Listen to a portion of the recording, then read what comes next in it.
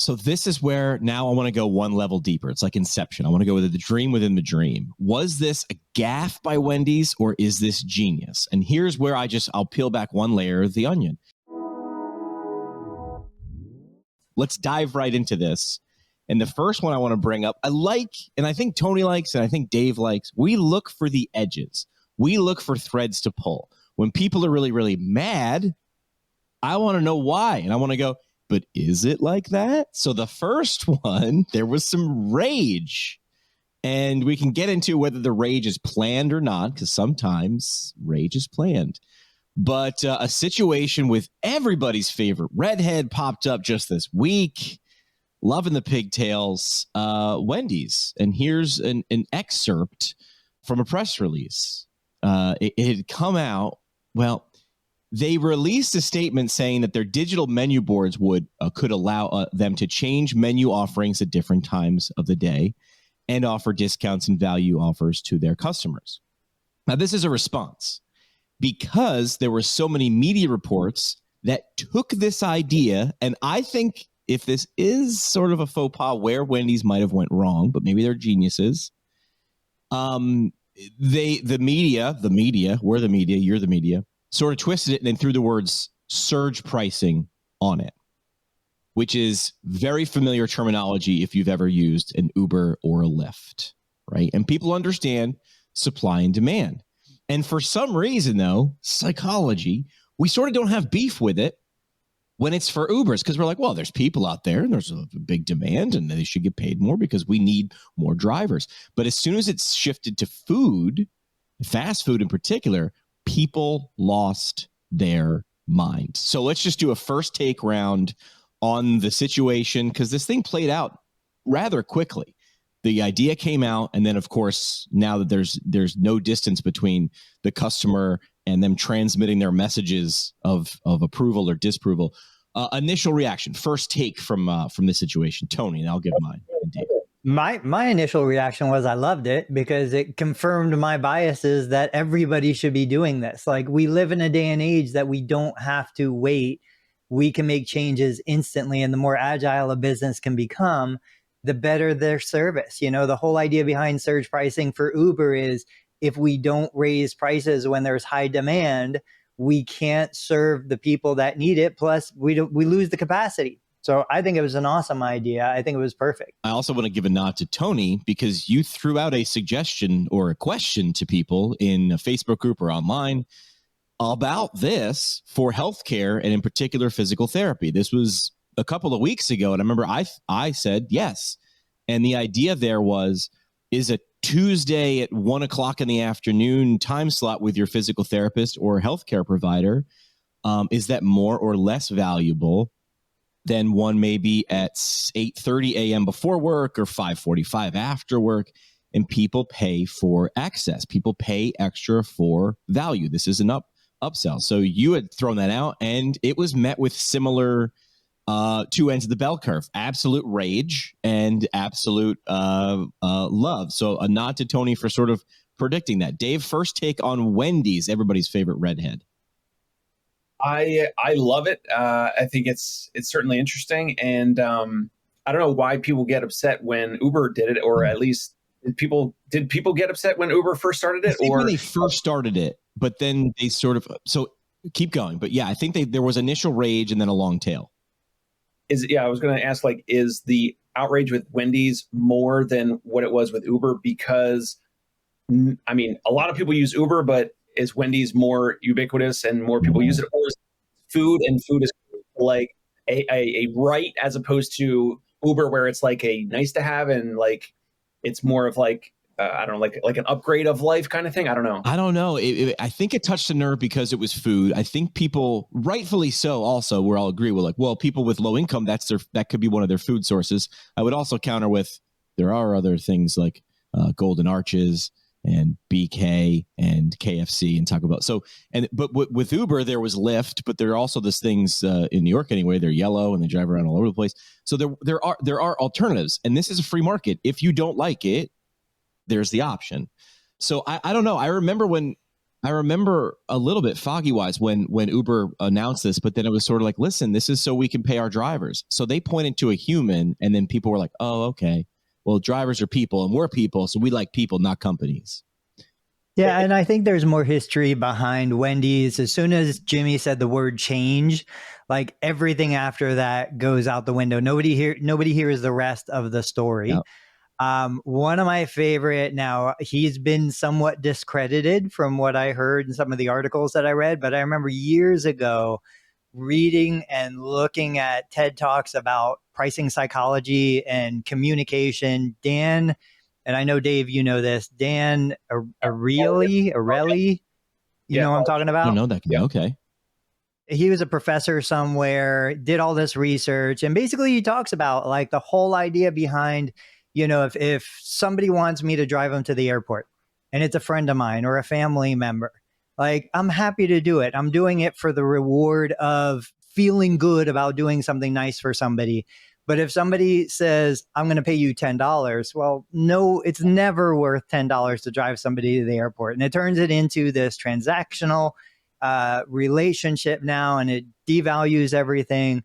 And I think when you look at this whole Wendy's pricing thing, again, it's like chicken or the egg. So are we discounting, making a happy hour? And Jimmy brought this point up. It's the reverse. Discounting underutilized time, which sounds amazing, to incentivize more customers to come? Or are we, quote, penalizing people when we're too busy? Are we gouging the consumer? You know, and this is where, again, not to bring politics in, but you bring in the whole gouging laws. And, you know, when there was a hurricane or COVID, when there was the pandemic and people were buying alcohol and charging outrageous rates for it, I don't know. Where do you draw the line between doing what's right for the consumer and the business, right, versus actually taking advantage of a negative situation?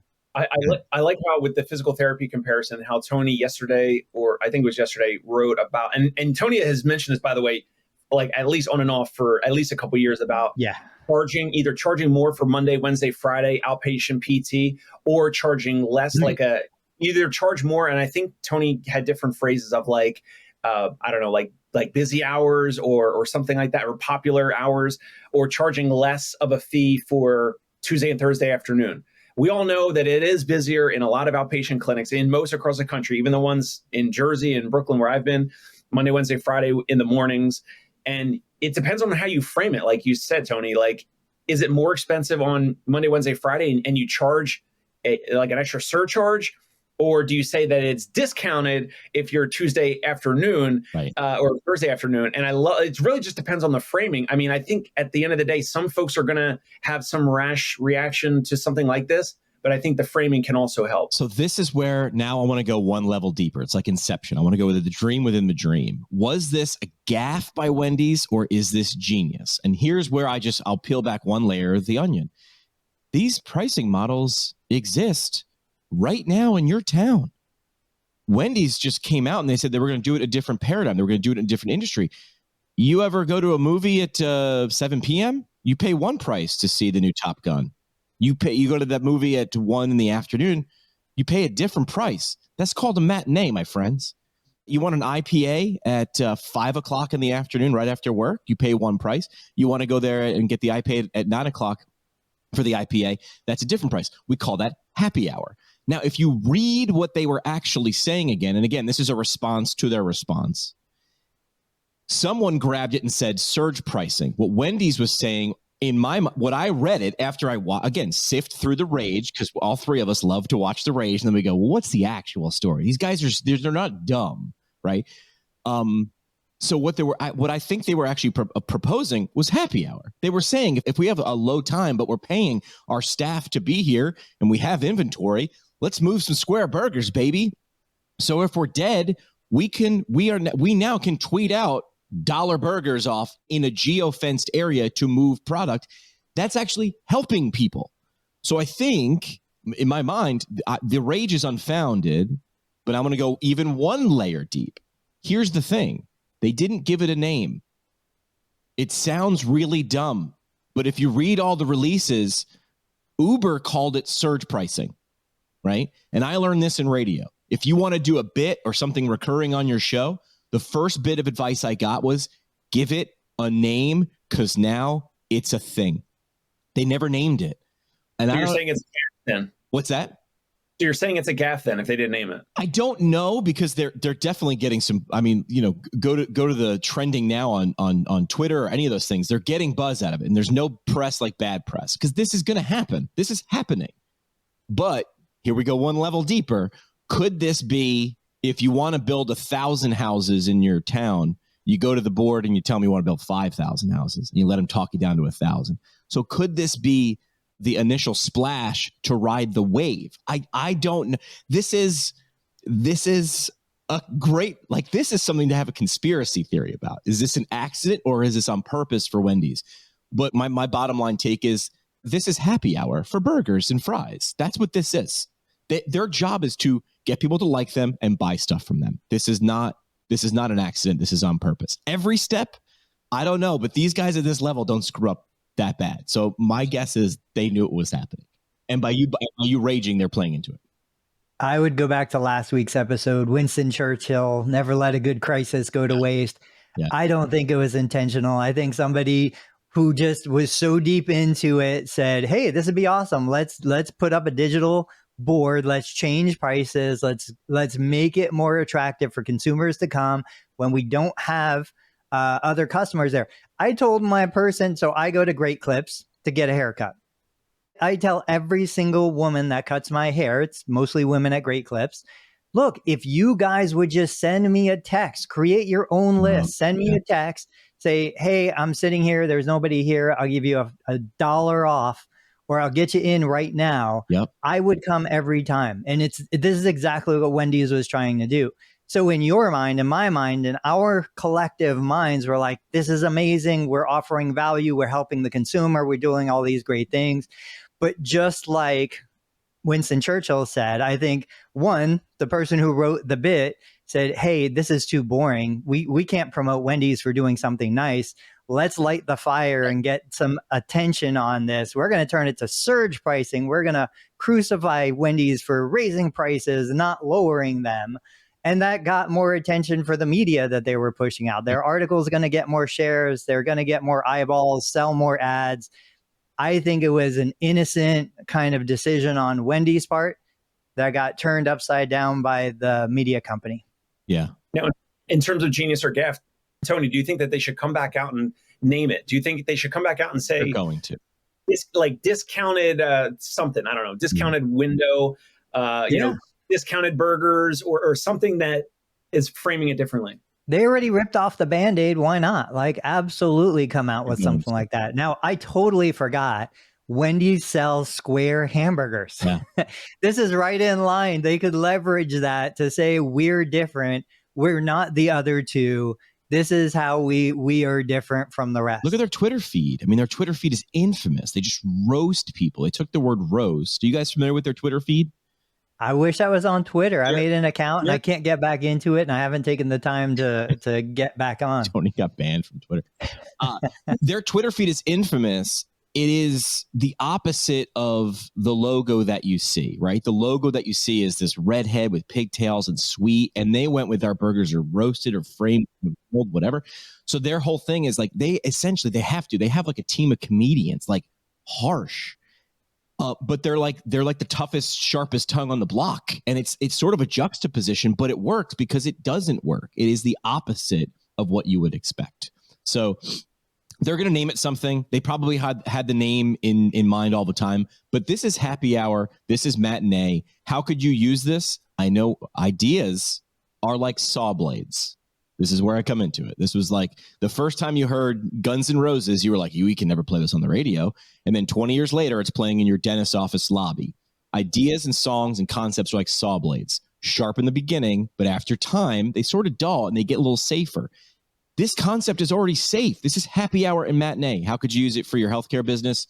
You could easily use it to your healthcare business. Like Dave could say, I'm in your neighborhood. I know I'm scheduled to see you tomorrow. What if I gave you, if I stop by now, we could get that out of the way and I could give you a discount. And now you need to pay a person an extra day. talking about that, because again, these are universal concepts, so apply to all businesses.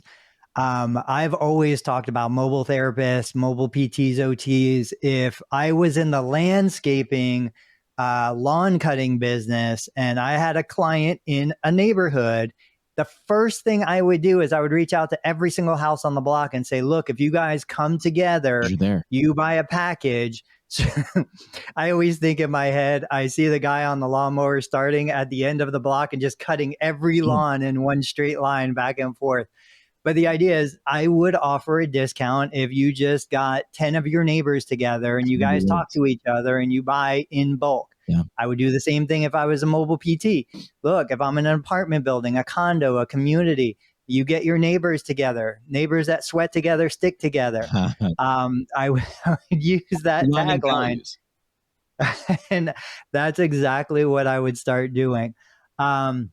But real quick, for people listening to this, before we hit the next topic. So one of the big things that therapists always say, why you cannot charge different rates.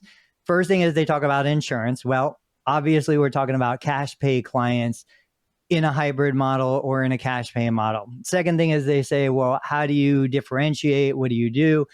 I would simply say, look, okay, if I'm not going to charge more for premium time slots, I'll raise the price across the board. Every time slot is $350, but I'm going to discount the 2 p.m. time slots because I have a hard time in my clinic selling 2 p.m. spots. It's before the kids get out of school. It's later than my geriatrics want to come. 2 p.m. in my clinic is just a dead time.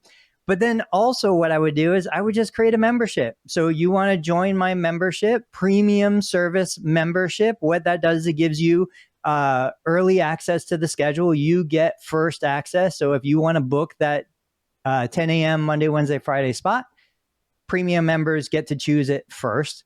With that, you also get access to me through email, access to me through text. You can call my cell phone. You get all of these things. Funny thing is, every therapist watching this probably says, well, I already do that stuff for free. Yeah, you probably do. It's unfortunate, but you probably give that value away and your client doesn't even appreciate it. If you want them to recognize it, put a price tag on it and see how much they appreciate it. The first time you do it, it's crazy. And the next time it's not as crazy. And the 50th time you do it, it's normal. Let's pay it forward here. Dave, help me set this up. Pay it forward. It starts with you. This is your idea. This is a thing you pointed out you thought was a good idea. No, this was Tony's, I thought. Well, you brought it up. You brought it back to the top. So talk about your recent, your video that you shared, I think yesterday or the day before. Remind me, I can't, because I had something else that I didn't even run by you guys that I was going to cover. So, okay. So let's hit this real quick. So Dave yesterday was talking about a practice that was charging $45,000 for a plan of care. It wasn't just physical therapy, but it was a persistent pain management recovery thing. One of the elements in this was they utilize GoFundMe to help their clients pay for their services. So now you know what I'm talking about. Take it from here. That episode was more of the GoFundMe plans that this practice would help their prospective patients set up a GoFundMe.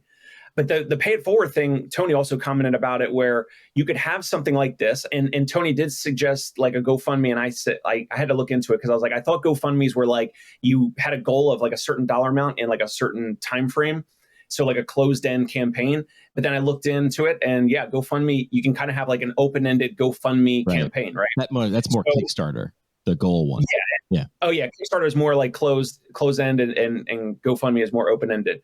So Tony kind of mentioned like practices could potentially have some type of a GoFundMe open-ended allocation for maybe current or previous patients or just random folks in the community to make some donations into this GoFundMe campaign. And your prospective patients that truly need your services that maybe can't afford it, or they don't have insurance, or if you're cash, 100% cash, and they can't afford your out-of-pocket cash rates, they can maybe pull from this GoFundMe these funds to utilize your services. Now, of course, you could have some, paper trail of who used what and all the documentation like you would normally do anyway. But it could be a way for more folks to utilize your services that truly need it, they want it, they value it, but they just don't have the financial resources for it. There was a restaurant that did like this great concept, and they were famous for it. It was like, if you bought a burger and you wanted to buy one, and they would take a Post-it note and put it on the wall, and then someone just had to walk in who didn't have the funds, and they'd take it off the wall, and that burger was paid for. So it's that kind of the same concept of pay it forward. Remember when that movie came out with Helen Hunt, of this concept of pay it forward? It was like, whoa, wait, a little ripple could lead to a big tidal wave if enough people did it. Yeah, I think we see lots of examples. There was a shoe company, you guys probably remember, where if you buy a pair of shoes, they would donate, Tom's shoes. Yeah, Tom's. They would donate a pair of shoes. So I remember years ago, like, first, if you guys are watching after this episode, go to Dave Kittle's show on YouTube, watch Dave's video from yesterday. If you want to learn how to sell a $45,000 plan of care, go check it out, because he did a great job explaining it and showing examples. But to this concept, years ago, it was 2022 when I shared the post, I was just like, hey, what? We have people that have an abundance of revenue and money that they're never going to spend before they die. Their kids are taken care of. Everybody's doing well. They want to do things that make them feel good. I know for myself, there are so many charities out there that you don't feel connected to. You don't know how much money is wasted. You don't know where it's going. But like, if I can go to a place where I love the team, I love the staff, I know they're doing great things, and I know that if I pay 2 or 3 times what my plan of care might be worth, that they'll extend that to other individuals. Now, like Jimmy, I think you just said, yeah, we should make that public information. Of course, there are people who want to donate and be private. That's totally fine. But the people that get the help, they should be willing to share their experience and say, hey, look, this was so amazing. These are the only guys I know who do this. And I think you could absolutely run a cash-based program where people donate additional to what their plan of care costs, and that extra money goes into a fund that helps people. I get calls all the time. People who don't have insurance, or they're underinsured, they're looking for ways to get an evaluation or something else that they need. We have systems in place that we can manage that expense, but a lot of other providers don't even think about it. Yeah. This is a great option. Yeah. Here's why this works. Have you guys ever seen this? Have I ever shown this to you? This is the B2C value pyramid. I stole this from a really expensive consulting company because they have it on their website. And the idea here is you get to hit that thing at the top of the pyramid, which is self-transcendence, right? People get to feel like their nickel is going somewhere. This is why when you're at the supermarket checkout in like early November, they're saying, hey, round up to make a change. So round up, if you spend, $91.12, they'll round up to the next dollar amount and they'll donate that difference to a food pantry. And the idea is that what you do can actually change the world. Two big companies, you mentioned it, one of them, which is Tom's shoes. When you buy a pair of shoes, they're going to give one away somewhere in the world. Bombas is a sock company. They have the same idea. I'm not sure why we're fascinated with changing the world with feet, but we are very focused on the feet there. But the idea here is this is also set up like Maslow's hierarchy of needs. Functional, emotional, life-changing, social impact. And if you're listening to the podcast, you can check out the live stream to see what I'm talking about, the graphic. But can you help people do that? And the answer is very simply yes. And if you're not, you are leaving an opportunity for people to feel a part of you, your organization, or the world on the table. And I like what Tony said about the almost like a video testimonial. And you should have in the paperwork for the folks that want to take up that offer, that maybe they don't have insurance, they don't have the financial resources, whatever. I think you should basically have them sign, like, as part of this offering, you are kind of or basically required to agree to a video testimonial where we take video during the plan of care and or after the plan of care about your experience. And then you could also then share that on the GoFundMe page or on your website and elsewhere. But getting that buy-in for the video testimonial, and if someone doesn't want to be on video, like maybe you still onboard them, maybe you don't, but it would be great to have that as part of the agreement to have them do it. Here's why I know that works. A really, really expensive app called DoorDash. I just noticed it. Maybe it's not a new feature, but I was given an option after I bought like a pizza. It was like, if you take a picture of the food and you share it with a review and we use it on the site, we'll give you $5 to use or whatever, $10 to use DoorDash credit. And I was like, well, yeah, I'll do that. Like, if I like the food, why wouldn't I do that? They put it in front of me and they made it simple to do. Had they been like, hey, go get a review, and if we find the review, we'll email. No, It was in the app. It was part of the checkout process. Boom, your order's on the way. Thanks. Hey, by the way, take a picture of it. And the prompt came up again when they were like, your dasher is at your door. It was like, by the way, if you click here and take the picture and we use it, we'll give you, 10 dasher bucks. By the way, there's dasher bucks. Like they gave it a name. See, Wendy, so you got to give it a name and then people can't hate it as much. Kohl's Cash. My wife loves Kohl's Cash. God, the Kohl's Cash. So Dave, we stole your topic. What was your topic? What do you want to talk about? All right, I have something interesting. I think you're both going to love it. It's a low budget marketing idea. Love budget. And so this guy, New York Nico on Instagram, have you ever heard of New York Nico? He's a movie, documentary, up and coming director, producer. He'll submit his work to like things like the Tribeca Film Festival and things like that. The reason why I'm bringing it up, he made a video short called Out of Order. It was with a guy in New York City running around. He had to use a restroom and he couldn't find a public restroom. He was going to restaurants and places to use the restroom. And they're like, well, you're not a customer. And he had like no cash on him or something. And it was like a stupid, like funny, like quirky documentary. Leading up to that, he posted on his Instagram. So he's got, let me pull it up. He's got 1.4 million followers. So he's got a big following. So as the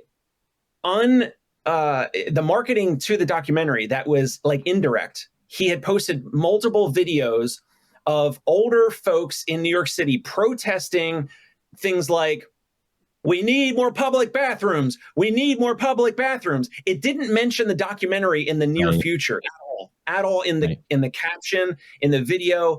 And it was these older folks that turns out that they're all like older comedians in New York City. I didn't know this, but people were commenting like, is this real? Like, what is that? Like, these signs are too nice. Like, these types of older guys would not have made these nice protest signs, whatever. And so it got so much comments, it got so much engagement. And in the first video, it was like, this looks like older guys are actually spending time in New York City protesting that there's no public restrooms. And then there was like a couple more videos. And then people were commenting like, this isn't real, because they were like picking it apart. Like, these must be hired actors from like off Broadway and like this and that.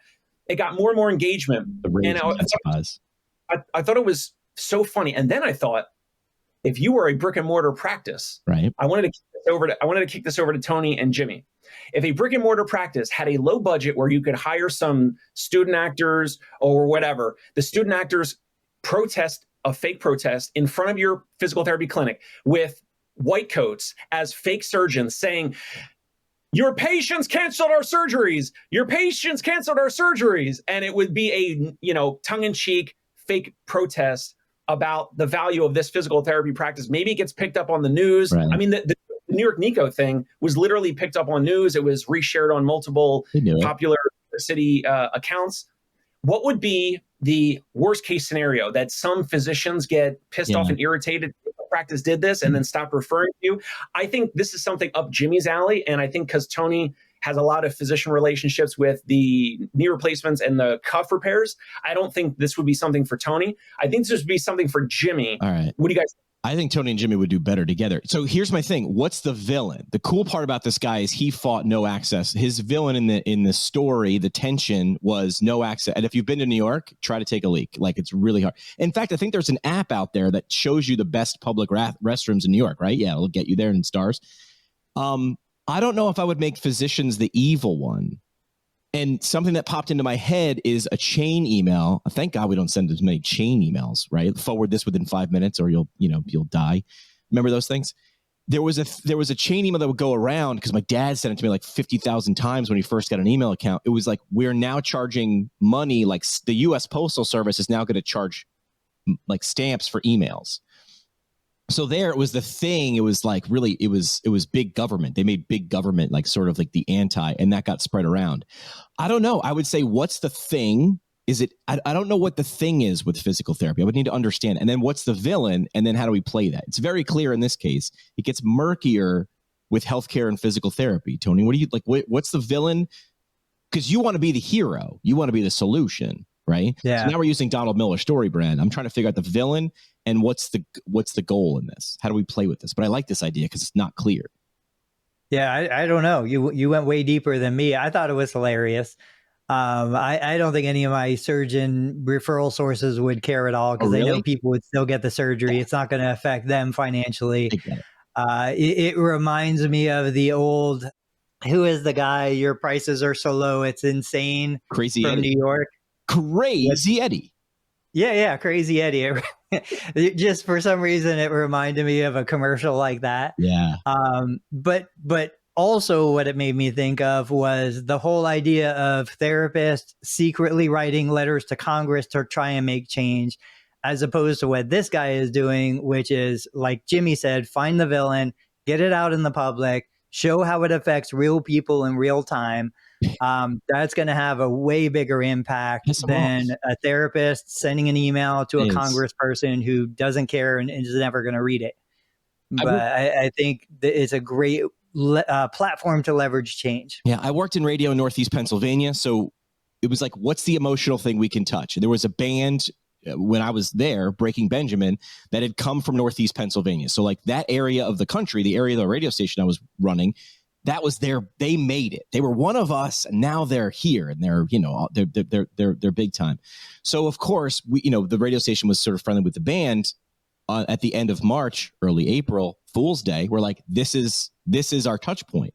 So we had this big like press release sounding PSA that said, you know, due to some contractual issues with their record company, blah, blah, blah, records, we're no longer going to be able to play Breaking Benjamin. But so we're going to play the crap out of them at the end of, you know, through the next 48 hours. If you'd like to sign the petition, go to 979x.com to sign it. And then you put your name and your email address in it. And when you hit enter, it was like April Fools. But we were able to track how many people fell for the gag. And then when you fell for the gag, we had the ability to share the page, because now you want your friend to fall for the gag too, because you don't want to be the only person with egg on your face. So we figured out who the villain was. We made the evil record company the villain, but they, again, like surgeons, the record company didn't care. You're playing the crap out of our song, doesn't matter. You got to come to us to buy it. I don't know that I understand where the villain is in this to touch it, but now I want to know. It's when you threaten to take something away, or when you threaten to tax something that shouldn't be taxed, right? When I have to pay to do something, like, you know, like pay for squats. Squats are illegal. Can't just be doing squats without supervision, or, you know, you can't do those things. I don't know, but I like touching an emotion. This touches an emotion with public bathrooms, because we've all been there. Yeah, I wasn't sure, you know. I wasn't sure if that was something that would like connect the two, but even with the Wendy's thing, that with the media component of that, I was like, I brought this up. I was like, this would be something like as like a segue to like media and like public response, and, you know, who knows? Because the public response and media only works if people care, and there's so many things to care about, right? Like someone said, there's always going to be a leading cause of death, right? So it's like, oh, well, what does that mean? It's like, to get people to pay attention and spend time, you've got to cut through the noise. You've got to touch a nerve, an emotion. Otherwise, they will ignore you. Him just putting up movie posters, or even doing something cute, right? He could have like went out and put out of order door hangers, like in hotels, on a bunch of different bathrooms in New York with a QR code or something like that. But that would have like confused people. This was very clear. I don't like this. This sucks. And you're like, yeah, I don't like it. And he had the next level thing, which is this real or is this not real? So I think we can see a trend here with touching that emotion, touching that nerve, getting attention. We had the Wendy's thing with Dave. I think you could totally turn that into the insurance company's the villain. I think you could have the surgeons out there protesting. You can have the therapists preventing surgeries by getting people better. But at the end of the day, everybody loves to throw the insurance company under the bus. That could be a topic for next week, because I've been sharing some controversial content on that. Yeah. I want to do your positive. But, I want to end on a positive note today. That's where we're going. Yeah. So a positive spin. Talking about therapists leaving the profession. You know, Dave and I think Jimmy, you were there too. We were talking about that article, talking about PT shortages, staffing shortages. Yep. We were talking about everybody's challenge in hiring and finding staff. So with that LinkedIn post, what I did was I had this idea, and I said, there's got to be, I typically am an optimist by heart. And I know that things happen for a reason. It's usually a good reason, even when it looks like a negative outcome. So I started talking to ChatGPT, And I was like, hey, this is what's going on. These are my thoughts, help me arrange this in a way that communicates to other people. And so between ChatGPT and I, we put that together. And I really do believe, so as we see this exodus, right, we see therapists who can't make enough money in therapy, who are leaving for tech jobs, who are leaving for other jobs. I still think they're the same person at heart. They're still the same person who wants to help people, who want to make change. And I think what we're going to see is we're going to see those people leave. We're going to see them do better. We're going to see them bring back innovation and new ideas, new concepts that might completely change the profession for the better. But I do think it's a good thing for them to leave, because if they stay, that just breeds that burnout, that anger, that frustration. Yeah, it goes down the drain. Yeah. So that was my most popular LinkedIn post this week, was a positive spin on therapists leaving the profession. And I think it's going to benefit all of us. This is like the opposite, but the same idea of, I did an episode a while ago, I call them PT weirdos. They're like people like me who like didn't go to college and then grad school and then become a PT. It's like you did something somewhere else. I can't, even if I try, I'm not able to look at something and not look at it through a media person's eyes. It frustrates me when I work on projects with organizations and we move at company speed, because I came from an industry where like you're on the air at 3:00. I don't care what you need. You're on the air at 3:00. We go. And a lot of organizations, especially in communications or PR, come from we don't need to go on the air, so don't. And I'm like, well, that's where innovation comes from, right? Necessity is the mother of invention. It's like the best ideas, the best things that have happened have been because no pressure, no diamonds. You're on the air at 3:00. Let's go. It's act. The phrase is act as if this mattered. And then people will believe it mattered. With Wendy's, give it a name and people will be able to understand it. If they had called it matinee pricing, nobody would have had a problem with it. But also not as big of a buzz. So again, I'm not sure if this is an accident or not. I'm looking at Wendy's going, I still think it's a strategy. Last year I did a charity event in San Diego for CSM. And there was a free event in the San Diego Children's Museum. Anybody could come. But then at 8:00, I think the party started. And you had to leave if you didn't have a wristband. You had to physically go outside. That's the only way we could control it. And somehow at 7:55, a fire alarm went off. And some people have actually suggested that maybe I have been part of, because I was like, how do you get 300 people to leave a building willingly on time, like a fire? I mean, but do you think I could manipulate a fire alarm? Could that ever happen? That's not good. Of course, I would never do that. Son of a fire. We're not condoning that. Not condoning that. I'm neither confirming nor denying if that actually happened. But people asked, and I was just like, "What are you talking about?" That was convenient. That fire alarm went off at 7:58, and we had to clear everybody by 8:00. So I would say it's a positive spin. Is we need new ideas. We do. We absolutely do. You can't. Einstein said you can't solve your way out of a problem with the same thinking that got you into the problem. So let it go. This is my monkey bar idea. You got to let go of the old before you can swing towards the new. You can't, otherwise you're just doing this. And I don't know what this is, but it's weird. Dave, what do you think? Yeah, I mean, like I would say you've moved out of being a 40-hour-a-week PT, right? And I think since you've moved out of that position, I mean, the reality is most PTs are just too busy. We're too busy to innovate. We're too busy to think. If you're treating patients, documenting after hours, you're in the clinic every single day, you're putting every ounce of energy into your patient care, what's left over is probably going to family. There's nothing left to innovate. And so you can't learn. I mean, you're on that treadmill. Tony said it, like the worst person to be the run up PT business is the PT treating. You can't, I'm not saying you can't do both, right? Beware of people who say always, never, or can't. But like Dave's got to be reading stuff. Like he's got to be learning things. He's got to have his finger on the pulse of like, well, how can I innovate to pay my therapist more, earn more, lower costs? It'd be very difficult for you to do that at the capacity you need to be a business owner and a leader while you're treating patients 40 hours a week. I'm not saying you can't do any of it, but you need to spend time learning that stuff. This wasn't on today's agenda, but it's something that I've been thinking about a lot lately, especially for practice owners. why or where did we think that we could be a great clinician, right? Most of us leave employment somewhere because we want to do things our way and we want to be better therapists and we want to grow and earn more money. But I'm like, there are full-time CEOs. Mm-hmm. There are full-time marketing individuals. There are full-time billers. There are full-time, every position in the business. Why do I think, and I'm going to use me as the example, that I could be great at all of those things? Like, is it just pure ignorance? And I would say it was on my part. I don't know what I don't know. So I think, oh, well, I can start a business. Anybody could start a business.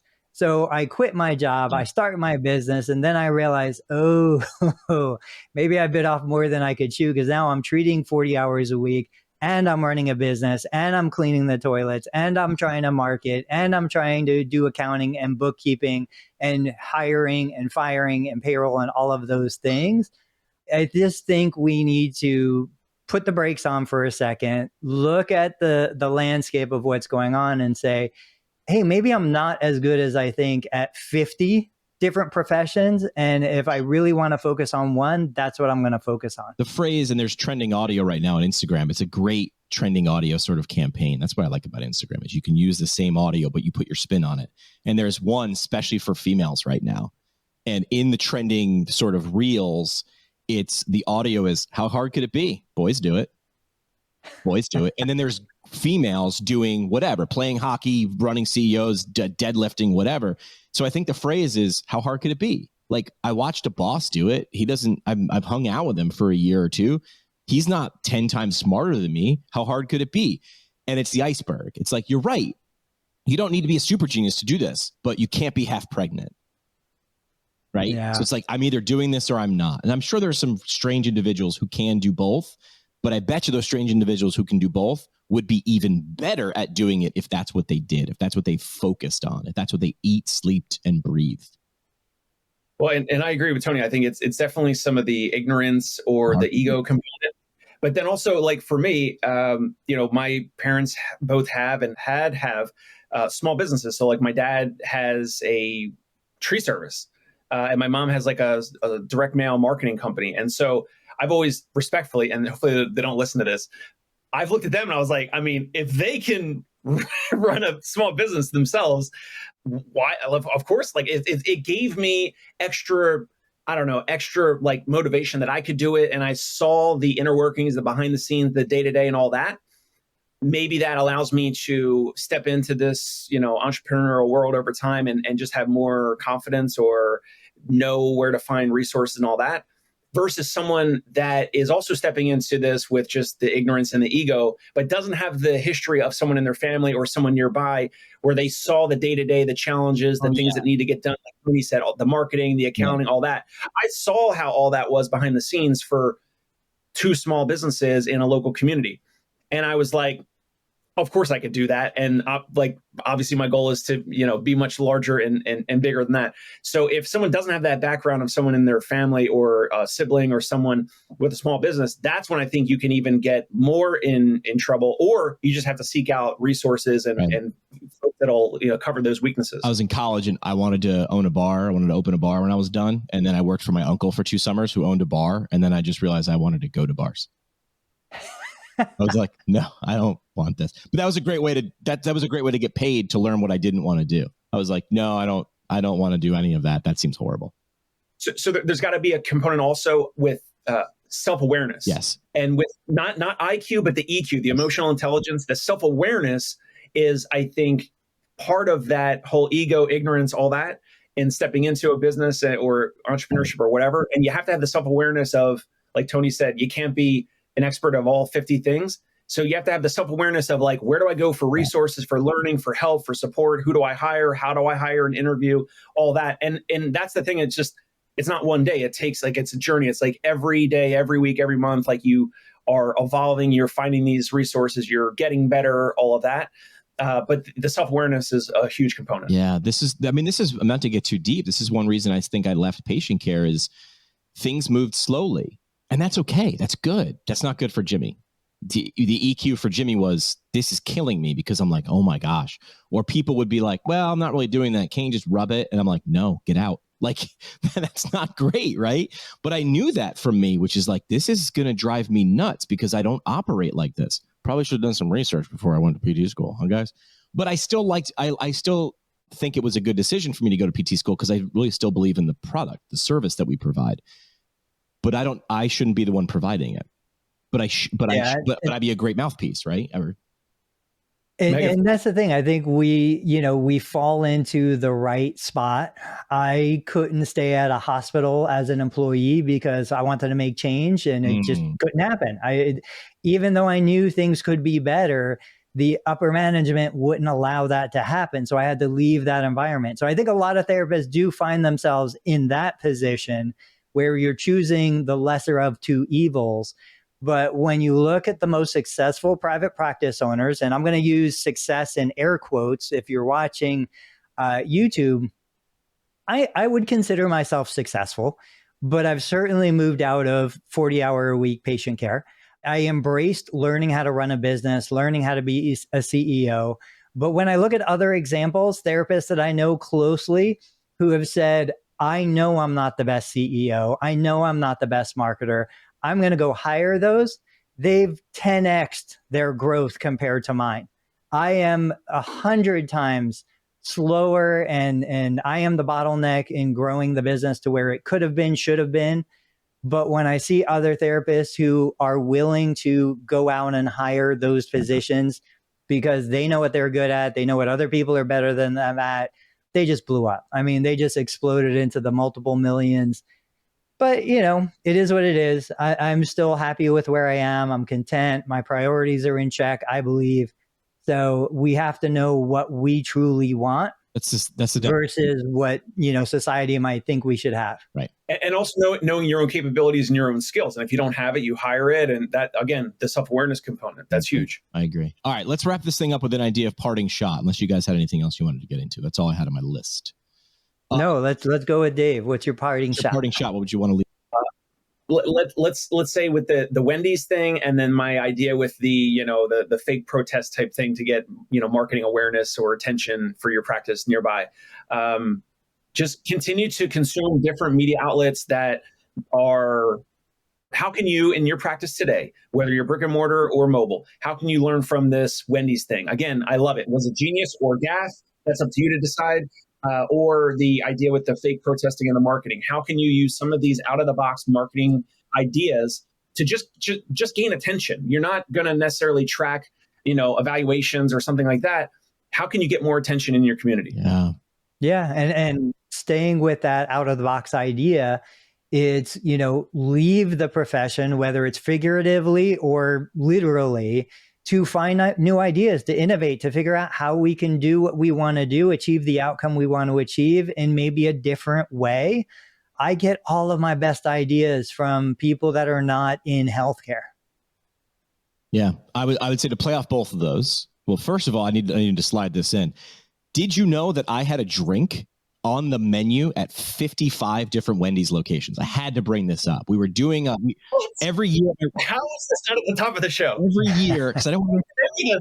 It wasn't about me, people. So every year, my radio station did a thing called Roofathon. I stole that idea from an old radio station I worked with. But then the one I ran, we did Roofathon. We broadcast live from the roof of a Wendy's for 3 days, raising money for the American Red Cross.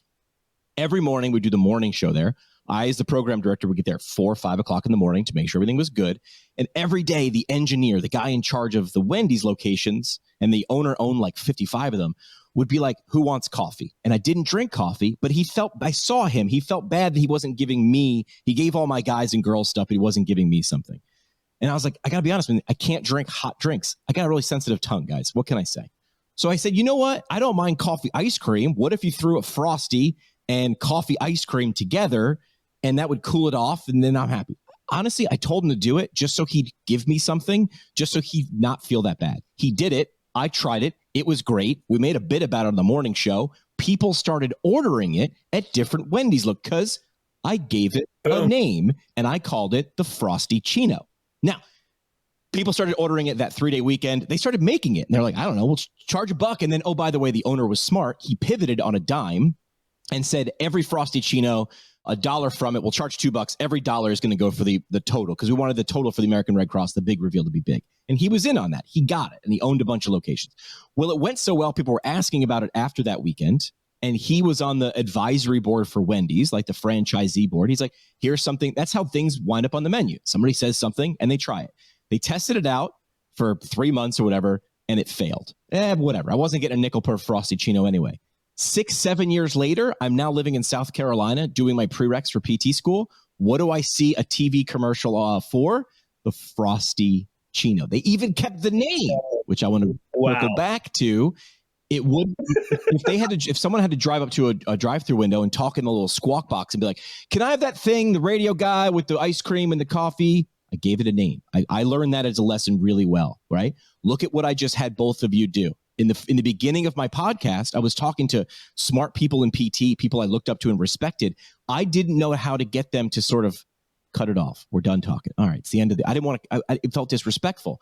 So I came up with the parting shot. It has the word parting in it, but it's a positive thing for them. Hey, as we wrap up, what's your parting shot? What do you want to leave with the audience today? It was my egress. Did you guys ever hear of the egress?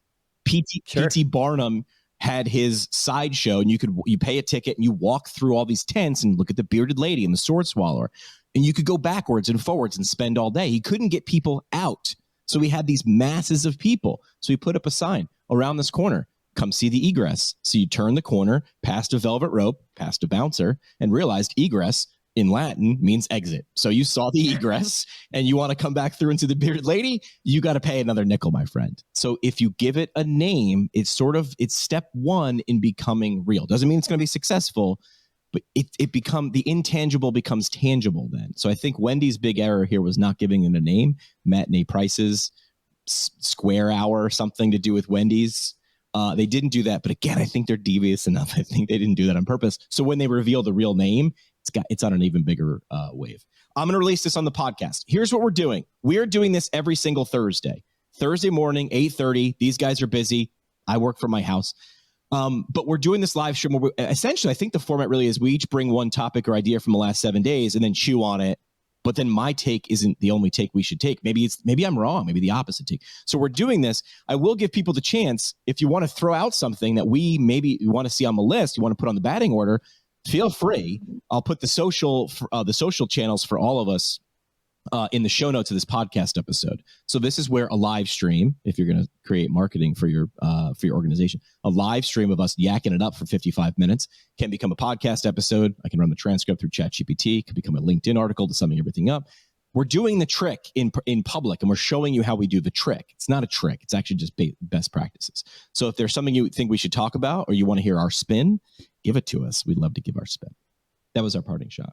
That's all we got. Are we done now? It's not my show. It's a third of our show, but that's good. All right. Next week, same bat channel, same bat time, live on all of our social channels, 8:30 Eastern on Thursdays. Gentlemen, thanks for coming aboard. Thank you. Hey, it's Dave Kittle. Are you a healthcare business owner or physical therapy practice owner who is looking to figure out your succession plan or exit strategy? We might be able to help. And in fact, we may be interested in acquiring your practice. If you're interested, you can reach out to me. Shoot me an email at dave@conciergepainrelief.com. That's DAVE@CONCIERGE painrelief.com. Or you can call me at any time, 646-781-8884.